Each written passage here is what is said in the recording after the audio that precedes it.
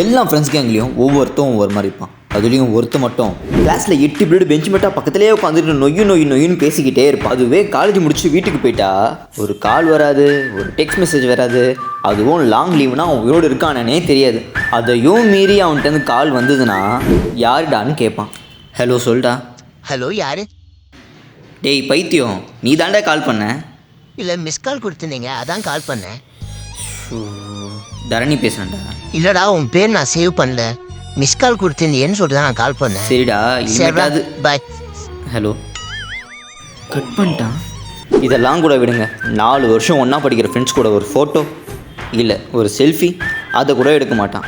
ஏண்டான்னு கேட்டால் அது ஃபோட்டோ எடுத்த ஆயுசு குறைஞ்சிருமாண்டா பாட்டி சொன்னாங்க, அதான்.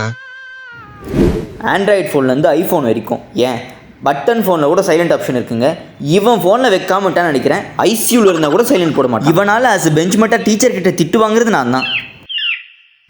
என்ன எங்கேயோ கிளிக்கத்துற சவுண்ட் கேட்குது? ஃபோன் டாடு. ஃபோனா?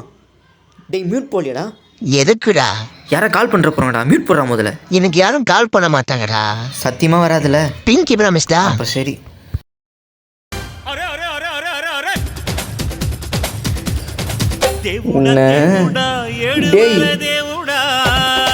இந்த மாதிரி உங்க ஃப்ரெண்ட் யாரா இருந்தாங்க இந்த வீடியோ ஷேர் பண்ணுங்க.